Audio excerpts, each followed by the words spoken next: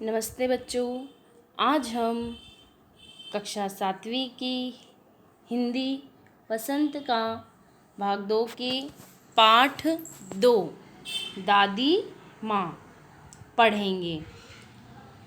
इससे पहले कि हम पाठ 2 पढ़ें, हम पहले इसका पाठ का परिचय जान लेंगे। और दादी माँ जो एक गद्यांश के तौर पे कहानी है, तो ये कहानी गद्यांश के तौर पे है। और इसके कवि कौन है? इसके लेखक हैं शिव प्रसाद सिंह। पाठ का परिचय। प्रस्तुत कहानी में लेखक ने अपनी दादी माँ के उदार स्वभाव और ममतापूर्ण हृदय का परिचय कराया है। लेखक को प्रायः अपनी दादी माँ की याद आती रहती है। दादी माँ के स्नेह, वात्सल्य और ममता को वह भुलाए नहीं भूलता। उनकी मृत्यु के समाचार को लेखक को विश्वास नहीं हो रहा था।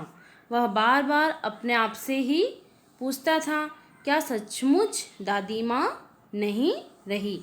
मतलब इस दादी माँ जो कहानी है, तो इसके जो लेखक है कहानी के शिव प्रसाद सिंह, तो उनकी जब दादी शांत हो गई, उनकी दादी की जब मृत्यु हुई, तो उन्हें जब समाचार मिला कि आपकी दादी की मृत्यु हो गई, तो उन्हें विश्वास नहीं हो रहा था।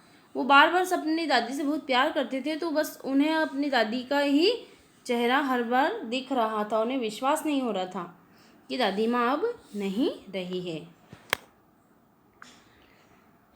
हम सबसे पहले इस गद्यांश के तौर पे हमें इसे देखेंगे। कमजोरी ही है अपनी, पर सच तो यह है कि जरा सी कठिनाई पड़ते बीसों गर्मी, बरसात एवं वसंत देखने के बाद भी मेरा मन सदा नहीं तो प्रायः अनमना-सा हो जाता। मेरे शुभ चिंतक मित्र मुँह पर मुझे प्रसन्न करने के लिए आने वाली छुट्टियों की सूचना देते और पीठ पीछे मुझे कमज़ोर और जरा सी प्रतिकूलता से घबराने वाला कहकर मेरा मजाक उड़ाते हैं। मैं सोचता हूँ, अच्छा अब कभी उन बातों को नहीं सोचूंगा। ठीक है, जाने दो, सोचने से होता ही क्या है। पर बरबस मेरी आँखों के सामने शरद की किरणों के समान स्वच्छ शीतल किसी धुंधली छाया नाच उठती है। अब हम इसके कठिन जो शब्दार्थ हैं उन्हें देखेंगे। शुभ चिंतक, इसका अर्थ होता है भला सोचने वाले। प्रतिकूलता यानी कि विरोधी बात या स्थिति। बरबस यानी कि जबरन, किसी के साथ जबरदस्ती करना या न चाहते हुए भी उसे उस कार्य के लिए करवाना। धुंधली छाया यानी कि अस्पष्ट रूप। हम कहते हैं ना धुंधली छाया कि हल्का हल्का सा, हम बोलते हैं ना कि हल्का हल्का सा हमें याद है, ऐसे। नाच उठना यानी कि दिखाई देना। अब हम इसके संदर्भ और प्रसंग को देखेंगे। इसका संदर्भ प्रसंग है कि प्रस्तुत गद्यांश हमारी पाठ्य पुस्तक वसंत के दादी माँ नामक पाठ से लिया गया है। इसके लेखक शिव प्रसाद सिंह हैं और लेखक ने यहाँ दादी माँ की याद में अपनी मन स्थिति का वर्णन किया है। किसने? लेखक ने। और किसकी याद में? तो अपनी दादी माँ, जो हमें बहुत ही प्यार करती है, हमारी दादी, उनकी मन स्थिति का वर्णन किया है। और इसकी व्याख्या है कि लेखक कहता है कि, क्या कह रहा है लेखक? कि लेखक कहता है कि आज एक नहीं 20 वर्ष हो गए हैं। 20 यानी कि वर्षों नहीं, 20 वर्ष हो गए हैं। जब बच्चे छोटे छोटे रहते हैं तो अपनी दादी माँ की गोद में ही खेलते हैं, लेकिन अब 20 वर्ष हो गए हैं। जीवन में थोड़ी सी परेशानी आती है तो मन परेशान हो जाता है।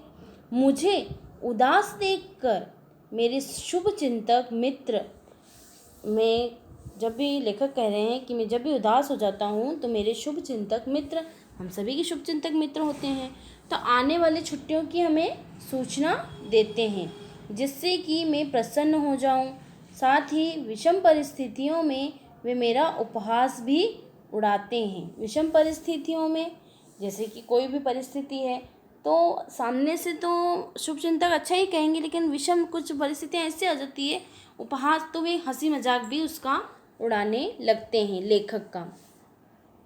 तो वे कहते हैं कि ये परेशानियों में घबराने वाला है, मतलब मजाक करते हैं उससे, लेखक से। लेखक ऐसा सोच रहा है कि वे मुझसे मजाक करते हैं। मैं सोचता हूँ कि कोई बात नहीं, अपनी कमजोरियों के बारे में सोचूंगा, परंतु सोचने से कुछ नहीं होता है। क्या सोचता है लेखक कि मैं अपनी कमजोरी के बारे में सोचूंगा, परंतु सोचने से ऐसा कुछ नहीं होता है। मुझे वर्षा और शीतकाल के बीच की शरद ऋतु के समान साफ व शांत स्वभाव की अपनी दादी माँ की एक अस्पष्ट छवि अपनी आँखों के सामने दिखाई देने लगती है। क्या कह रहे हैं कि अपनी जो शीतकाल में, मतलब वर्षा और शीतकाल के बीच में जो शरद की ऋतु आती है ना, कि न ठंड न ज़्यादा गर्मी न बारिश का मौसम, बिल्कुल शरद ऋतु कार्तिक माह में जाती है, वह शरद ऋतु टाइप, तो उसके समान साफ एवं शांत स्वभाव की उनकी दादी जो है उसके बारे में कह रहे हैं कि मुझे अपनी दादी की माँ की एक अस्पष्ट छवि, अस्पष्ट जो साफ स्पष्ट हमारे आँखों के सामने स्पष्ट नहीं हो पाती है, अस्पष्ट कि कुछ कुछ हमें याद है, ऐसी छवि उनके आँखों के सामने उन्हें दिखाई देने लगती है।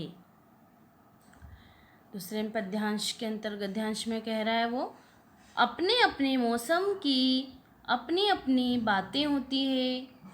आषाढ़ में आम जामुन न मिले चिंता नहीं, अगहन में चिवड़ा और गुड़ न मिले दुख नहीं, चैत के दिनों में लाई के साथ गुड़ की पट्टी न मिले अफसोस नहीं, पर क्वार के दिनों में इस गंधपूर्ण झाग भरे जल में कूदना न हो तो बड़ा बुरा मालूम होता है।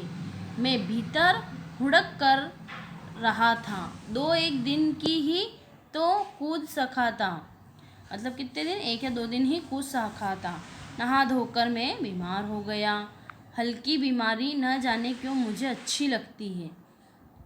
थोड़ा थोड़ा ज्वर हो रहा था, सर में साधारण दर्द और खाने के लिए दिन भर नींबू और साबू, लेकिन इस बार ऐसी चीज़ नहीं थी। ज्वर तो चढ़ता गया, रजाई पर रजाई उतार रात 12 बजे के बाद हुआ। पहले हम इसके कठिन शब्दार्थों को देखेंगे।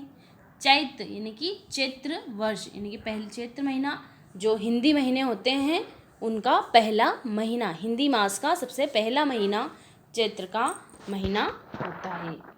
क्वार का अर्थ होता है आश्विन मास। क्वार का अर्थ क्या होता है? आश्विन मास, वर्षा ऋतु का अंतिम महीना। आश्विन मास में वर्षा ऋतु जब होती है तो उसका अंतिम महीना।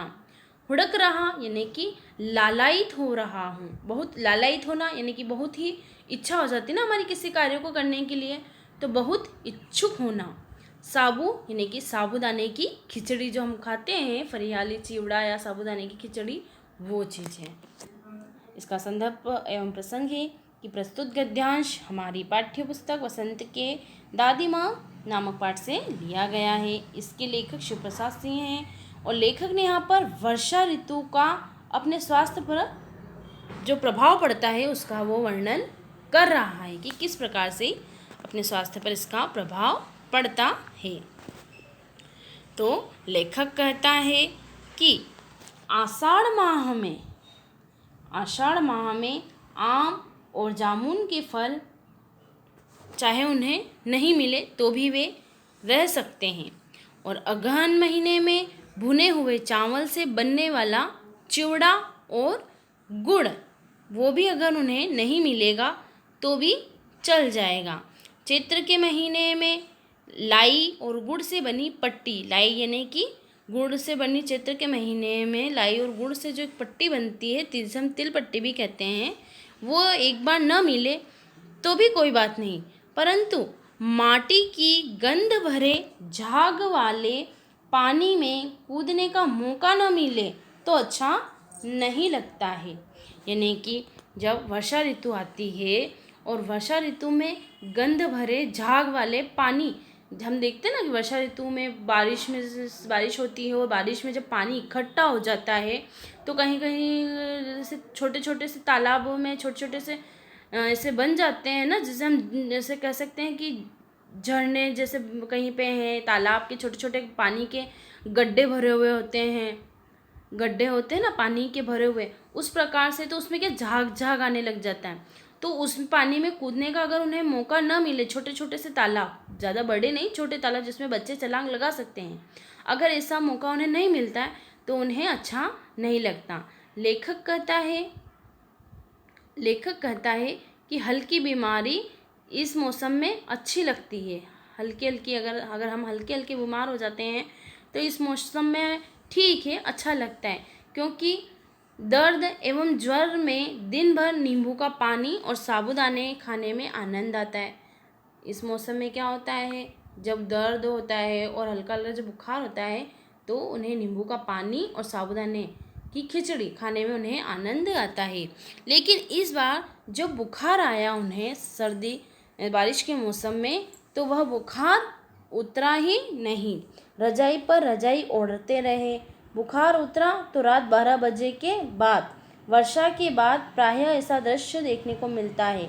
ज्वर भी घर घर की समस्याएं बन जाता है। बारिश के मौसम में हम देखते हैं कि बारिश का जब मौसम ख़त्म हो जाता है लगभग सावन महीना और अगहन महीने के बाद, तो अगर और हमारे अंग्रेज़ी महीने में हम देखें तो अगस्त सितंबर के आसपास की बात रहती है। ठीक है, तो अगस्त में जब बारिश होती है और अगस्त के महीने के बाद जब सितंबर महीना जब लगता है अंग्रेजी महीने में, तो उस समय सभी घरों में कोई ना कोई व्यक्ति हल्के हल्के से बारिश के कारण सर्दी जुकाम से सभी बीमार रहते ही हैं। तो इसमें वर्षा ऋतु का उन्होंने वर्णन बताया है। अगला है हमारा तीसरा अध्याय, स्नेह और ममता की मूर्ति दादी माँ की एक एक बात आज कैसी कैसी मालूम होती है। परिस्थितियों का वात्या चक्र जीवन को सूखे पत्ते सा कैसा नाचता है, इसे दादी माँ खूब जानती थी। दादी माँ की मृत्यु के बाद से ही वे बहुत उदास रहती। संसार उन्हें धोखे की टट्टी मालूम होता। दादा ने उन्हें स्वयं जो धोखा दिया, वे सदा उन्हें आगे भेजकर अपने पीछे जाने की झूठी बात कहा करते थे। दादा की मृत्यु के बाद कुकुरमुत्ते की तरह बढ़ने वाले मुंह में राम बगल में छुरी वाले दोस्तों की शुभ चिंता ने स्थिति और भी डावाडोल कर दी थी। दादा के जो श्राद्ध में दादी माँ ने मना करने पर भी पिताजी ने जो अतुल संपत्ति व्यय की वह घर की तो थी ही नहीं। पहले इसके शब्दार्थ देखेंगे कि परिस्थिति यानी कि हालात और समय। वात्या चक्र यानी कि बवंडर, वात्या चक्र का अर्थ क्या होता है, बवंडर। और धोखे की टट्टी यानी कि असत्य और झूठ। मुंह में राम बगल में छुरी, इसका अर्थ होता है कि मुंह से हम मधुर बोल रहे हैं, सबके सामने तो हम मधुर बोल रहे हैं, लेकिन हमारे मन में बगल में छुरी का अर्थ होता है अपने मन में कपट होना, छल होना, किसी से छल करना, झूठ बोलना, छल कपट रखना। अतुल यानी कि बहुत सारी, और व्यय यानी खर्च कर देना। अतुल संपत्ति व्यय की यानी कि बहुत सारी संपत्ति यानी कि बहुत सारा पैसा व्यर्थ ही व्यय किया यानी कि खर्च किया। तो इसके संदर्भ और प्रसंग वही प्रसिद्ध गद्यांश हमारी पाठ्य पुस्तक वसंत के दादी माँ नामक पाठ से लिया गया है और इसके लेखक शिव प्रसाद सिंह हैं। लेखक ने यहाँ मृत्यु भोज जैसी सामाजिक बुराई की ओर ध्यान आकर्षित किया है। अब इस गद्यांश में लेखक क्या कह रहा है और किस ओर हमारा ध्यान आकर्षित कर रहा है कि जो समाज में मृत्यु भोज करवाते हैं तो ये एक सामाजिक बुराई है और इस ओर हमारा भी उन्होंने ध्यान आकर्षित किया है। किस प्रकार से, तो आइए हम इसे देखते हैं। क्या कह रहे हैं वो व्याख्या में कि लेखक कहता है प्रेम और आत्मीयता की साक्षात प्रतिमूर्ति दादी माँ की स्थिति आज बहुत दयनीय हैं। दयनीय यानी कि बहुत ही मतलब दयनीय है, मतलब स्थिति अच्छी नहीं होना। उनकी स्थिति बहुत ही दयनीय है, यानी स्थिति अच्छी नहीं है। दादी माँ भली भांति जानती है कि विषम परिस्थितियाँ बवंडर बनकर जब आती हैं, विषम परिस्थितियाँ यानी कि हमारे अनुकूलित न होना हो, जो परिस्थितियाँ हमारे अनुकूल न हो, बवंडर बनकर जब हमारे सामने आती है खतरनाक रूप लेकर, तो मनुष्य सूखे पत्ते की तरह नाचने लग जाता है। सूखे पत्ते की तरह कैसे नाचना? कोई बवंडर या कोई परिस्थिति ऐसी आ गई या कोई समस्या हमारे ऊपर आ गई तो हम नाचना वो नहीं, सूखे पत्ते की तरह ही नाचना। मनुष्य जैसे सूखे पत्ते, पेड़ पे सूखे पत्ते कैसे होते हैं कि जरा सी हवा चली और वो हवा के साथ बिखर जाते हैं या टूट कर गिर जाते हैं, उसी प्रकार से मनुष्य भी सूखे पत्ते की तरह नाचता है। दादाजी की मृत्यु के बाद दादी माँ बहुत निराश रहती थी। प्रसन्नता उनके पास दूर दूर तक दिखाई नहीं देती थी। संपूर्ण संसार धोखेबाज उन्हें लगने लगता था। स्वयं दादाजी उन्हें धोखा देकर पहले स्वर्गलोक चले गए, जबकि वे कहते थे कि पहले दादी को भेजूंगा। क्या कहते वह? कि पहले तो दादी को भेजूंगा तब मैं जाऊंगा। लेखक कहता है कि वर्षा काल में कुकुरमुत्ते की तरह उगने वाले पौधों की भांति अनायास ही झूठे मित्र आए। क्या कह रहे हैं वो? कि वर्षा काल में कुकुरमुत्ते यानी कि जो बारिश के समय छोटी छोटी सी वाइट सफ़ेद कलर की जो झोपड़ियों जैसी उग जाती है घास के आसपास या पानी के किनारों के आसपास कहीं पर, उसी प्रकार से उनके जो शुभ चिंतक हैं वो भी केवल बस उन्हें दिलासा देते हैं। तो उन्होंने अनायास ही ऐसे झूठे मित्र उनके सामने आने लगते हैं। उन्होंने शुभ चिंता व्यक्त करते हुए पिताजी को लंबे लंबे सुझाव दिए। पिताजी ने उनके अनुसार त्रयोदशी में माना खर्च किया। जब उनकी दादी माँ की स्थिति दयनीय थी और दादाजी जब शांत हो गए थे तो लोगों की बातों में आकर उन्होंने, जो लेखक के पिताजी ने हैं, उन्होंने मनमान खर्चा किया। त्रयोदशी यानी जब 12वीं और 13वीं करते हैं उनका क्रियाकर्म करके जो कार्यक्रम होता है उनका, तो उनमें उन्होंने मनमान खर्चा किया। दादी माँ के मना करने पर भी वे नहीं माने। आखिर जो अपार धन खर्च किया गया वह पिताजी की कमाई नहीं थी, वह सब उन्होंने कर्जा लेकर किया था। अब भाई कर्ज लेकर करोगे और आपकी स्थिति वैसे ही दयनीय है तो क्या काम का? ये जो हमने खर्चा किया है सब कुछ किसी भी काम का नहीं है वो तो। लेकिन जब हम मेहनत करके और करते हैं तो वो कार्य अच्छा लगता है, लेकिन जब दयनीय स्थिति है और फिर ऊपर से आप कर्ज ले रहे हो तो वो आपको और ज़्यादा नुकसान ही पहुंचाता है। तो इसी प्रकार से हमें लेखक हमें ये समझा रहा है कि हमें मृत्यु भोज बंद कर देना चाहिए और किसी भी प्रकार का कोई कर्ज नहीं लेना चाहिए ऐसे कार्यों के लिए। अगला है हमारा, सचमुच मुझे दादी माँ साप भ्रष्ट देवी सी लगी। धुंधली छाया विलीन हो गई।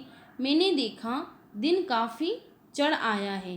पास के लंबे खजूर के पेड़ से उड़कर एक कौवा अपनी घिनौनी काली पोक फैलाकर मेरी खिड़की पर बैठ गया।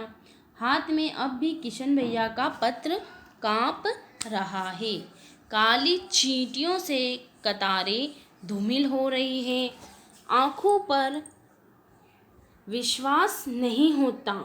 मन बार बार अपने से ही पूछ बैठता है कि क्या सचमुच दादी माँ नहीं रही। इसके हम कठिन जो शब्दार्थ हैं उन्हें देखेंगे। साप भ्रष्ट यानी कि शाप दिए जाने के कारण संसार में मनुष्य के रूप में जन्म लेना साप भ्रष्ट कहलाता है। क्या होता है साप भ्रष्ट शब्द का अर्थ? कि शाप दिए जाने के कारण संसार में मनुष्य के रूप में जन्म लेना। काली चींटियों सी कतारें यानी कि काली चींटियों की पंक्ति जैसे लगने वाले पत्र में लिखे गए वाक्य जो कि काली चींटियों की पंक्ति जैसे लगते हैं, एक जैसे लगने लगते हैं। इसका संदर्भ एवं प्रसंग है। ये प्रस्तुत गद्यांश हमारी पाठ्य पुस्तक वसंत के दादी माँ नामक पाठ से लिया गया है और इसके लेखक शिव प्रसाद सिंह हैं। लेखक ने दादी माँ की स्मृतियों में खोज कर आज उन्हें शाप भ्रष्ट देवी माना और इसका उन्होंने बहुत ही सुंदर वर्णन भी किया है। इसके अंतर्गत क्या कह रहे हैं वो कि लेखक कहता है, लेखक कहता है कि दादी माँ मुझे परिस्थितियों की मारी हुई, संघर्षों से लड़ती हुई साक्षात देवी सी मालूम हुई। लेखक क्या कह रहे हैं अपनी दादी माँ के बारे में, क्योंकि उन्हें दादी माँ की स्थिति बहुत ही अच्छे से मालूम पड़ चुकी थी कि घर की हालात भी ठीक नहीं थे। पिताजी ने वे दादी माँ जब दादाजी शांत हुए तो दादी माँ ने उन्हें मना किया था कि इतना खर्चा मत करो, मृत्यु भोज हुआ है या जो ये शोक हुआ है, तेरहवीं हुई है, इस पर इतना खर्चा मत करो। लेकिन फिर भी पिताजी ने दादी माँ की बात नहीं मानी और लोगों की बातों में आकर कर्जा लेकर इतना सब कुछ किया। तो दादी माँ कहीं ना कहीं इन परिस्थितियों की मारी हुई थी बेचारी। वो संघर्षों से लड़ती हुई साक्षात देवी उन्हें मालूम हो रही थी कि किस प्रकार से वो दादी माँ संघर्षों से लड़कर आगे बढ़ी हुई है। दादी माँ की इस अस्पष्ट छवि आँखों से ओझल हो गई। दादी माँ की जो अस्पष्ट जो छवि थी उन्हें अपनी आँखों से ओझल हो गई। अस्पष्ट छवि जो कभी थोड़ी थोड़ी धुंधली धुंधली सी दिखने लगती थी, लेकिन अब वो आँखों से ओझल हो गई थी। सुबह से बैठा लेखक विचार मग्न था। उनके लेखक सुबह से ही बैठे हुए थे, उनके मन में विचार आ रहे थे, कुछ वो अपने ही मन में विचार कर रहे थे। धीरे धीरे सूरज काफ़ी ऊंचाई पर आसमान पर चढ़ गया था।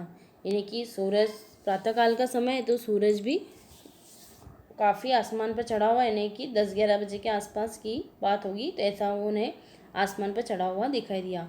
और खजूर के पेड़ पर बैठा कौवा उड़ता हुआ आया, जैसे कि कोई चिट्ठी लाते हैं ना संदेश के तौर पे, ऐसा उन्हें लगा। और अपने गंदे पंखों सहित खिड़की पर बैठ गया। कौन बैठ गया? कौवा उन लेखक के घर की खिड़की के वहाँ आकर बैठ गया। लेखक के हाथ में किशन भैया का पत्र है, उसके हाथ काँप रहे हैं। वह चिंतित होकर अनुभव कर रहे हैं कि सचमुच दादी माँ अब हमारे बीच नहीं है। अगर कुछ है तो बस उनकी यादें शेष हैं। दादी माँ की जो याद हैं लेखक के मन में वह धुंधली धुंधली से होती जा रही है और उन्हें अब भी विश्वास नहीं हो रहा है कि उनकी दादी माँ अब इस दुनिया में नहीं रही। तो ये सब लेखक के मनोभाव जो हैं दादी माँ के प्रति, अपनी जो दादी माँ का जो उदार स्वभाव था, ममतापूर्ण हृदय है, उसका परिचय जो इसमें दिया है इस कहानी के माध्यम से, वो बहुत ही अच्छा है। और अपनी जो हम सभी बच्चों को अपनी दादी माँ को भी इसी प्रकार से स्नेह और वात्सल्य हम नहीं भूल सकते और हमें भी अपनी दादी से इसी प्रकार प्यार करते रहना चाहिए। धन्यवाद। आगे के अब प्रश्नोत्तर अब हम कल पढ़ेंगे।